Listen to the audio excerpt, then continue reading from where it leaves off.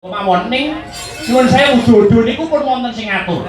Nek pancen jodone si lara temon niku kali si Lesmana kula nggih mboten badhe gugat. Nek pancen jodone si lara temon kaliyan adi kula pun Bambang Senet sampeyan nggih ampun nesu, sampeyan nggih ampun gugat. Sedaya niku sampun wonten sing nata. Siji pesti, loro jodoh, telu payu papat derajat pangkat, lima donya menika kapurba kaliyan Gusti ingkang murbeng dumadi. Tartam tuwae iki mengko Yai Kresna bakal luwih ngeboti aku timbang ngeboti kowe. Dasare opo? Baladewa iki maksih sedulure. Baladewa iki sing warise. Tartam Yai Prabu Kresna bakal ngeboti panjenengan ingsun timbang ngeboti dedapuran. Lho ngenteng ning remenene ta? Romansane sing waris iki pokok nuthok kok piye? Kula iki nggih warise Ratu Ndorowati. Kula niku nggih tesih masih warise Nali Brandong ing Negara Ndorowati. Waris cara ngendi lho? Piye to? Meneh ngarep kula pun kula kandhul. Anake Ratu Ndorowati niku enten sing jenenge Purantawati. Purantawati niku bojone Petruk. Lho piye? Petruk niki anak mantune ratu ing Negara Ndorowati. Ra kita sinuwun. Iya, Petra iki lho tak ngomong dhewe. Petruk iki isih waris karo Ratu Ndorowati. Apa masane sampeyan tok sing isih sedulur? Apa masane sampeyan tok sing isih waris? Petruk anak mantune sinuwun Ndorowati. Nek nganti kula nesu, lho, bojo kula Purantawati kula baleke. Kula baleke nang bapake. Kula baleke nang pripun? Matamu picek aja Petruk. Nggih, karepane ngoten lho. Nek geger karepane. Wong wis ledes tules kok. Bojo wis anak-anak kok mbok balekne nang aku. Lah nggih. Masane Petruk ora iso nesu. Sing iso nesu kok bola-bola tak ngono kok piye? Mangkel kula. Lho edan-edan saya nepak burmene Ratu Mandura Prabu Baladewa. Wis saiki ngene bae. Yen kok ora gelem lunga saka negara Ndorowati kene, urusanmu karo Prabu Baladewa. Lho saiki piye urusane Mas? Kriwikan dari grojokan gojekan dari tangisan. Tegese kowe wani nantang lawan Prabu Baladewa. Lho pepeksane kula nggih wantun kali sampeyan. Sampeyan niku cilikane sing ngedusi kula. Nalika jaman cilikane sampeyan, jaman Kokrasana, Kokrasana. Sampeyan teng Widara Kandang sing ngedusi Petruk. Bareng gedhe sampeyan nantang karo Petruk. Saiki entek wedine karo waline. Yang satelek budal jawab, "Ye Petruk, yen pancen wani karo Prabu Baladewa yo. Yo dodo ditlak enteni alun iki."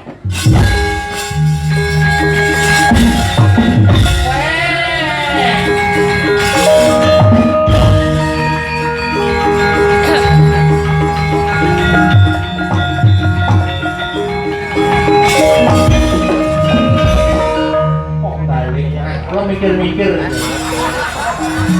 engko wani tenan apa ora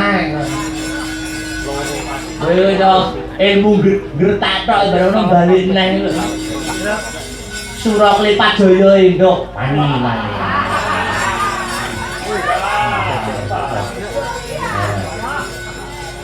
kula tak klarifikasi kula tak ngurusi Prabu Baladewa supayane mboten geger nggih Sinu. Iya Petruk sing ati-ati nggih. Kula tak pamit sakniki nggih. Iya Petruk sing ati-ati aja sembrono sing dadi laku nggih. Kula tak pamit sakniki nggih. Iya pamit to urusana rampungno urusanmu karo Prabu Baladewa nggih. Saniki lho kula pamit. Iya. Kok durung pengen ninggal kene lho. Lah engko selak geger digoleki Prabu Baladewa. Menawi mekaten kula tak pamit. Iya sing ati-ati. Saniki lho kula. Iya ndang pamit to. Niki kula mboten dikeki napa to napa ngoten. Napa to napa piye? Wah, wong bodo-bodo kok lali piye? Wis ngomong entek bar pasarane apa-apa.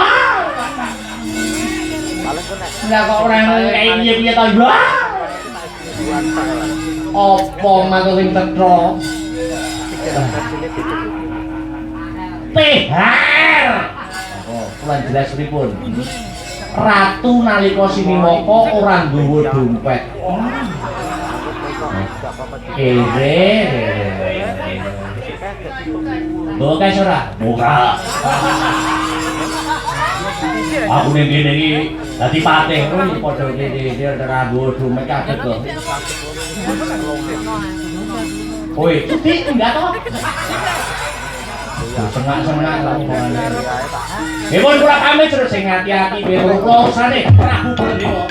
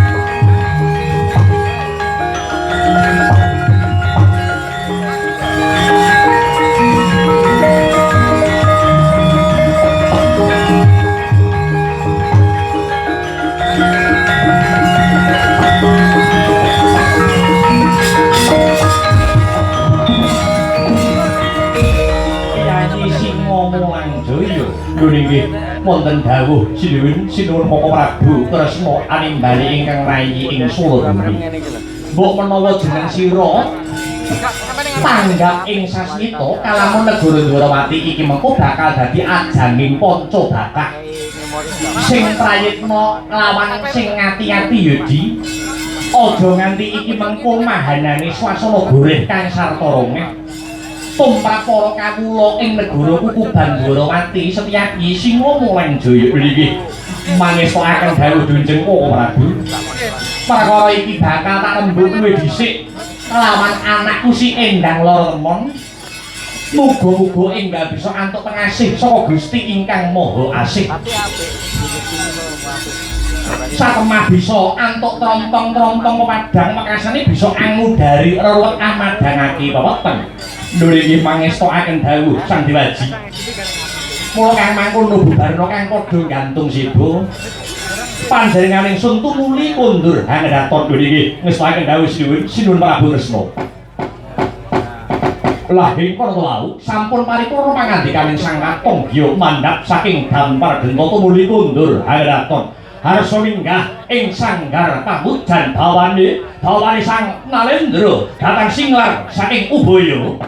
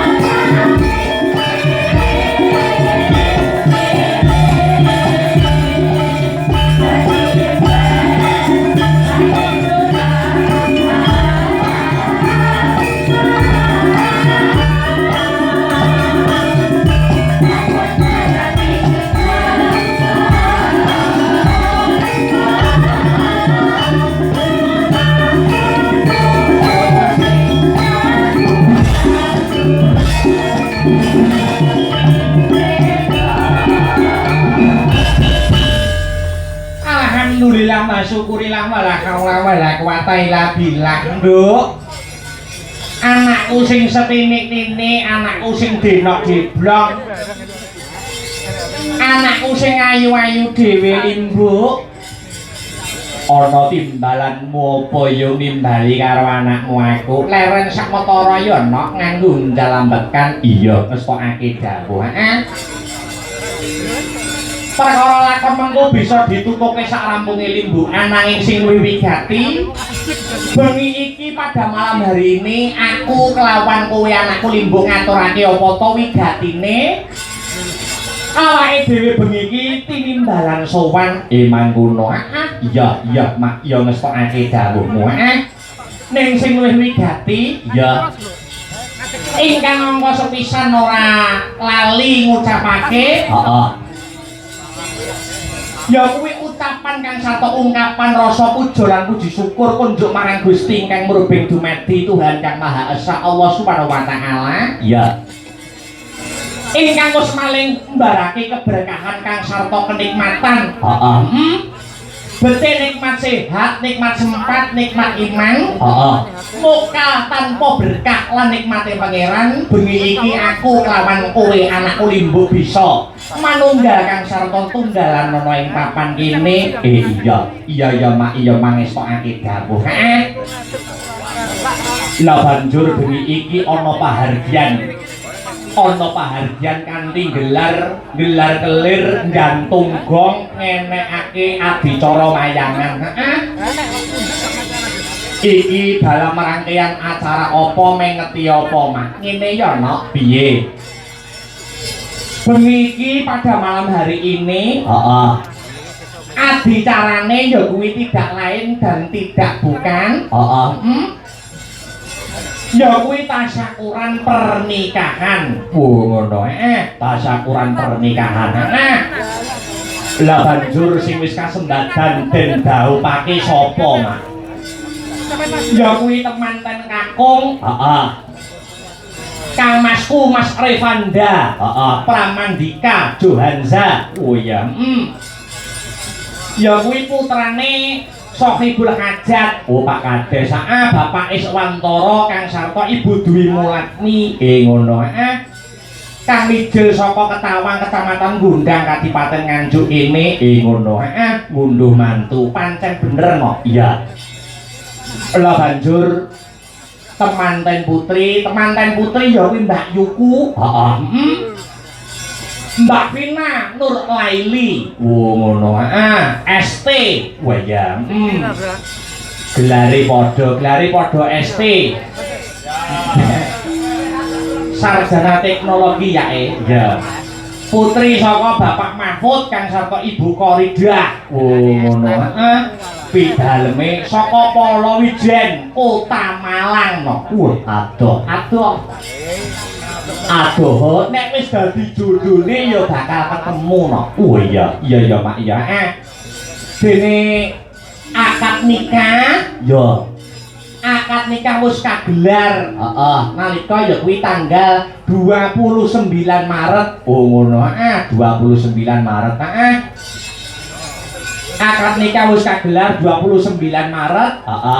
Iki kari marhargyane. Oh ngono kari ngrupian-ngrupiane. Ya kuwi kanthi gelar adicara wayangan. Nyenengke tangga, nyenengke para warga masyarakat ingkang mapan ana ing Kukuban Ketawang Kecamatan Gundang ya Mak. Pancen bener kaya mangkono. Mula aku karo Biyung selaku wakil dan saka kanca-kanca Sanggar Seni Astabrata wis sak wajibe, wis sak pantese lan sak trepe ngaturake panuwun mengucapkan terima kasih yang sangat banyak. Pancen ngapura nyata kok, Nduk. Ora iso matur apa-apa. Iya. Ora iso paring ular apa-apa karo temanten. Arepe ular apa ya muspra tanpa guna. Ora iso paring pitutur apa-apa, nek paring pitutura ya muspra tanpa guna. Mergo dalane ya Dik Joko no. Oh iya. Promosi. Iya. ora pantes nek awake dhewe nuturi temanten wis kersane sing nuturi wong tuane Pak Kiai dan lain sebagainya. Iya Mak iya ngestokake dawuh.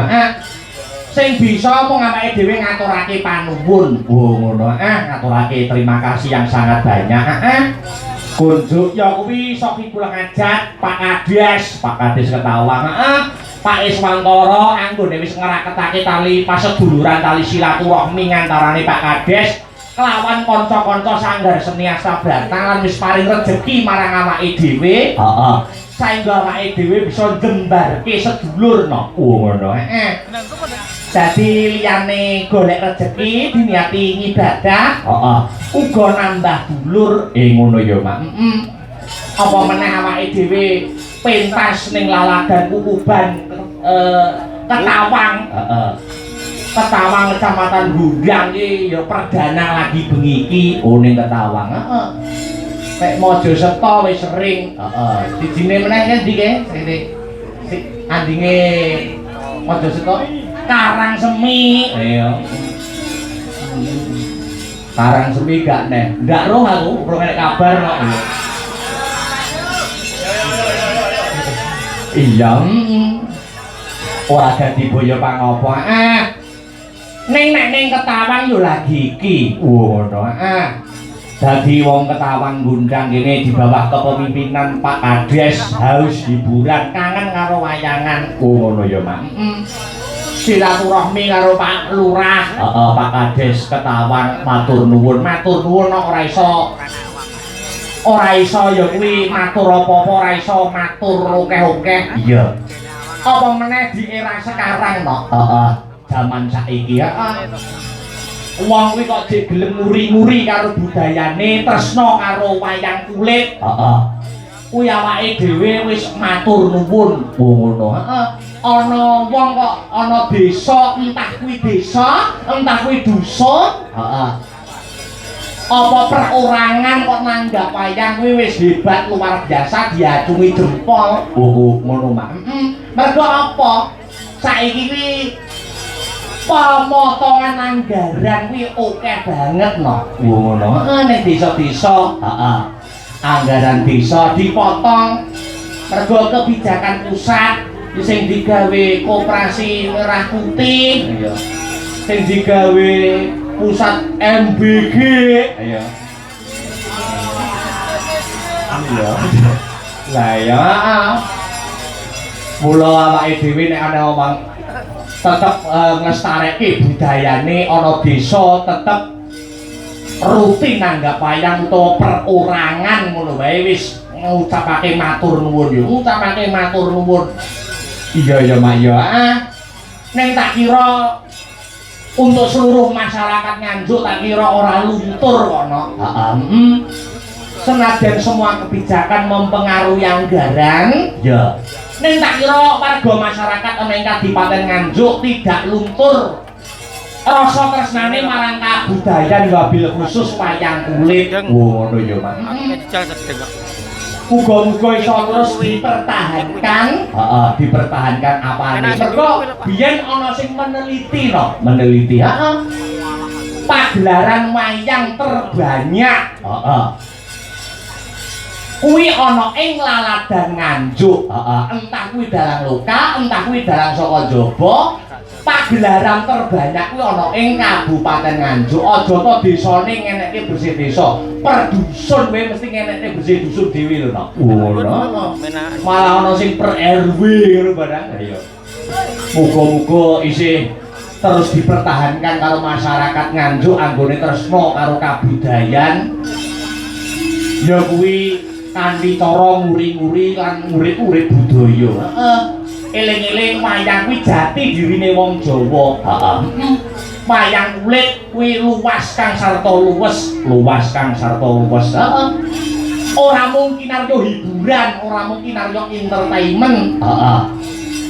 Ning iso ditonton dadi tuntunan kang kebak ing reh tatanan. Wayang kulit kuwi.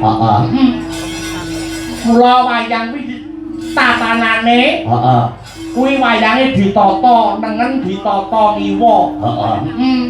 Kuwi jenenge simpingan. Ayo. Simpingan tengen karo simpingan kiwa. Heeh, kuwi ya ana filosofine. Enek tengen kuwi antenge angen-angen. Sip. Iya, antenge angen-angen. Heeh. Nek kiwa iki hawa. Oh, ngono. Heeh.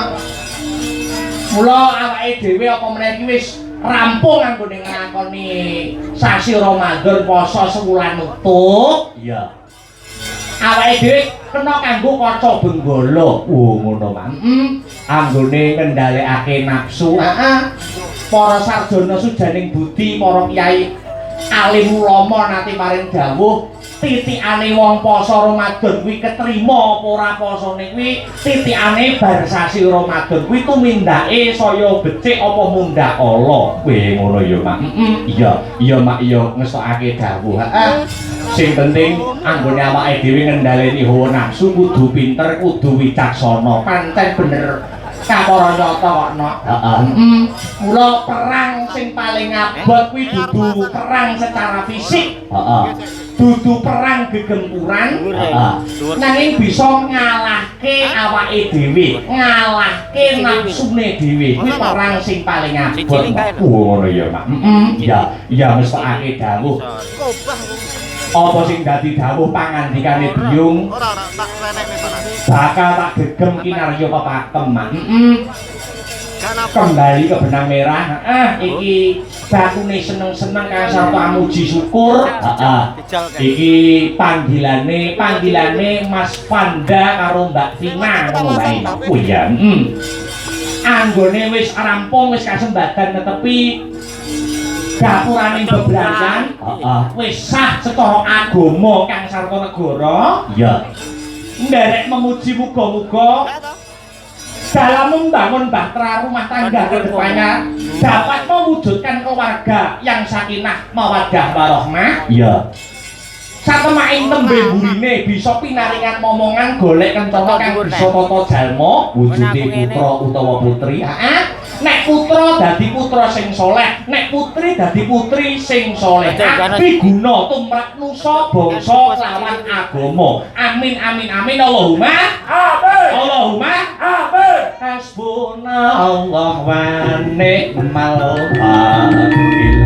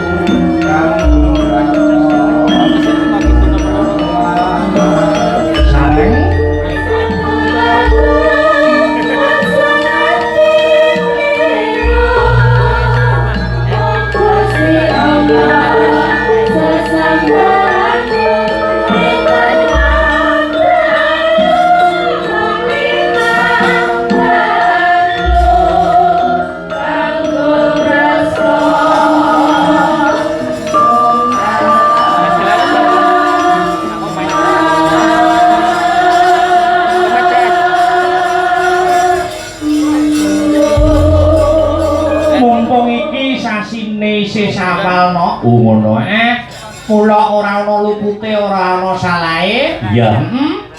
Awake dhewe selaku dadi wakile kanca-kanca saka Sanggar Seni Astabrata. Iya. Mbok menawa ana tembung sak kecap tindak sak kecap sing ora merananing penggalih, ya apa meneh dalam menghibur para warga masyarakat penggemar budaya, wabil khusus pecinta wayang kulit. Awake dhewe ngaturake ning sasi Syawal iki taqabbalallahu minna wa minkum taqabbal ya karim. Ya. Minal aidin wal faidin, mohon maaf lahir dan batin. Ngono ya, Mak. Wa alfina aninnas, saling memaafkan ro ing ngapura. Ya wis pakake dawuh. Bar sasi Ramadan wis apa kuwi metu kanca-kanca Astabrata metu ping 3 iki, tanggapan ping 3 iki. Ping nyawiti ning Tampang Wilangan, terus winginane tanggal 30 ning Ngadiboyo, terus bengi iki ning Ketawang. Telu wae bar poso acarane mantenan kabeh no. Oh iya. Apa kuwi Gusti Allah carane Gusti Allah nyemoni aku ben aku ndang rabi ya no.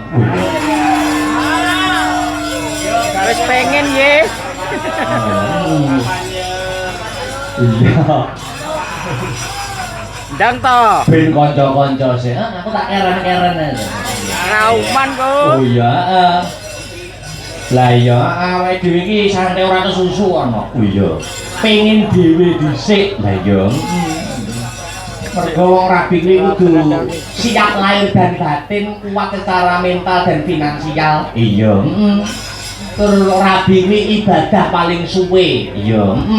Nek salat kuwi nek wis salam ya wis bar ganjarane. Poso Ramadan nek wis sasi Syawal ya wis bar ganjarane. Ning nek rabi kuwi selawase ganjarane. Iya. Wong lanang ngekeki dhuwit sing wedok kuwi ya ganjaran. Wong wedok nyucuk tangane wong lanang jare kaya ngambung Hajar Aswad. Iya. Dadi ibadah paling suwi kuwi rabi. Mergo rabi kuwi sing urung sing mbok lakoni sadurunge rabi kuwi jenenge maksiat. Nek wis rabi kuwi dadi nikmat. Wah iya. Iya ya mestokake dawuh. Ya ya Mak, ki akeh banget layang-layang sing tumiba ana pangkon. Ora mung layang, ora mung ngawala. Sadurunge jumenengake para-para bintang tamu lan ngaturake tetembangan, menyelam sambil minum air diwaca sithik mboko sithik. Iya, iki ana diwaca. Assalamualaikum warahmatullahi wabarakatuh saking Mbah Sukijo. Oh iya. Jadi rejo iso nganjuk ya minta gending kelinci ucul tulisannya ucul digarap samboyoan ana meneh saka Vio Septian ya nyuwun tembang kesayangan penyimping Mas Badar Alam ya.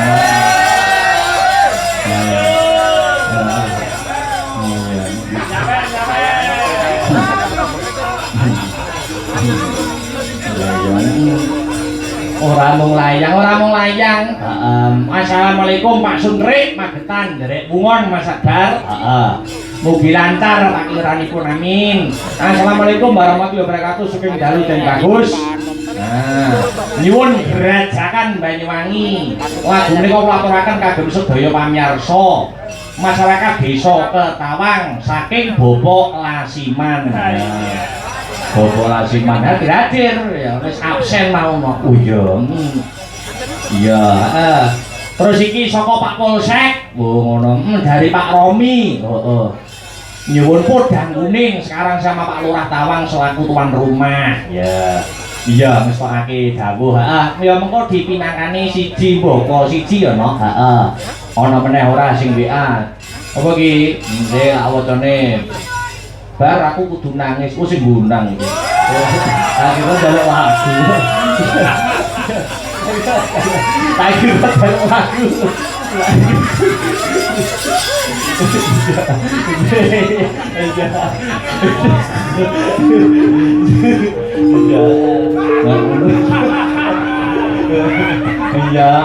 yo ngaturke bintang tamu sing ditunggu-tunggu. Iya. Mas Komet karo kancane no. Oh iya, Mas Komet CS. Karepen munggah ning pepanggungan disupport dihormati nganggo aja dipleroi rong ramban. Oh ngono ya, Pak. Dadekke ira masker, dadekke. Ha.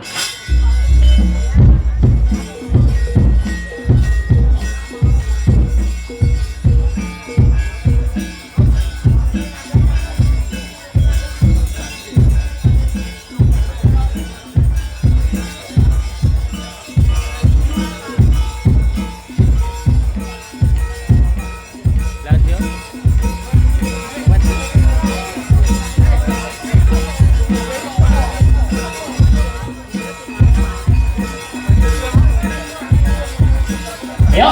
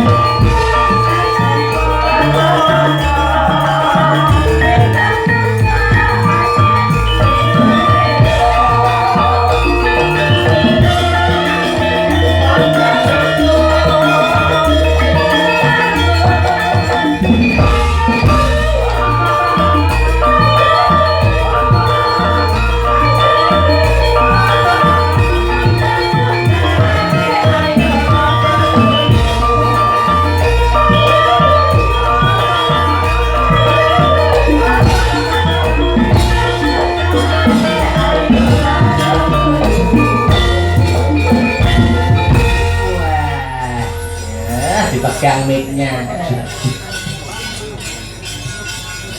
Nggih, wilujeng dalu maksane yo Ibu. Wilujeng dalu selamat malam ketemu baru malam hari ini. Alhamdulillah. Niki pun duang kula mboten panggil jenengan. Lah yo nembe niki kok Nembe niki lho. Nembe niki. Derek tepangan nek ngoten nggih. Derek tepang Gladiwano sinten naminipun Mas? Kula Cakyon. Wah, kok manyar ya jenenge ya? Cakyon ngaten mawon. Jelas ta? Nggih, Mas Yon kula biasane timbali Cakyon ngoten. Nggih. Alhamdulillah nembe niki panggih mugi-mugi iso judu nganti sumben. Amin. Mas Kemet, sik Mas Kemet. Nggih, iki duduk sing mbok pacaki vampir ning Purwosari kuwi. Duduk ya? Oh, senes yo beda. Kowe nganggo sepelan sapa nek dina? Kok buta ganti Mas ampun. Tak ganti wis penak aku lho. Dan ini kok kulitnya mau ngelotok lah nanti. Angger kulit ngotot ganti. Ganti. Ku apa wit kok piye? Kulit sing murah Mas. Lah nggih, Nggih. biasa dibritu nggih kula niki kok. Nggih. Kula pun manut pun saestu niku. Ngaten nggih. Nggih, niki Menjalin tali silaturahmi sowan wonten ngarsanipun Pak Kadil. Pak Kadis Pak Iswantoro. Nggih. Nyuwun sewu. Saderengipun Cakyon menika pidalem saking pundi? Kula nggih sami kalian niki Bojonegoro. Bojonegoro. Nggih, jenengan kan kados Mas Gomet ngasta wonten pengajar. Boten pun tegal kok guru to. Nggih. Pun metu. Medal apa metu? Medal apa didake? Metu dhewe. Oh, metu dhewe. Terus aku metu dhewe ya. Malah paling dipecat ya. Ora Pun medal. Pun medal. Nah niki tasik Mas Gomet Oh, masih guru ya? masih tasik menika Oh, tapi jiwaku tetep pendidik, Mas. nggih to malah sakniki dados garang sing kondang. Amin, amin. Ben dinten kula anggere dalu ningali lepe jenengan Mas Akbar terkenal. Nggih, malah streaming Mas Akbar Wassalam niki. Wassalam jangkulmu. Syahalam. Ah nggih. Kok wassalam? Selalang Sawira ketemu lho berarti. wis pirang puluh tahun to. 16. Suwe men lho. Lah Mas Akbar iki dalang tahun pira kowe 16 tahun. Rumangsan iki Mas nggih. Nggih. Tanggapane nek gak kleru Pulang Sawal iki 40 kilo lho Mas. Lho, bengine kok 30 kok. Tanggapan 40 ki jane melok bengi ndi kok. Lho, oh gak sing bengi iki enek 38, sisane iki esuk ngantek jam 8 tok. Oh. Iya wayangan. Yo gak ngono. Lha kok. Mayangan aku 40 dina mboten, kula ki sak murpate mawon. Lah nggih alhamdulillah panggih teng mriki nyatane ya tenan Mas Akbar gak tau ketemu ya tasik enen. Percaya ra. Berbakat jek ganteng koyo lha kowe ngomong mang ning kuwi. Nek gantenge aku ra omong, nek gantenge ya standar ngono. Cabut. Kowe yo ngenyek rumangsane. Piye. Mas Akbar. Bapak ganteng aku to. Potonganmu kaya cuwulan nek dadak. Lah mau takoni ibu-ibu seneng arep ganteng di aku mbek Akbar. Jajal anu, disurvei. Nggih, nyuwun pangapunten nika warga Ketawang. Nggih, leres nggih. Ketawang, ayo. Ketawang niki ibu-ibu antusias teng ngajeng piyambak ya komplit ndrek. Ganteng pundi Mas Akbar kalih Mas Gomet? Sinten, Bu? Oke. Lah, kok iso oke lho jare ganteng kamu jare. Ora masalah.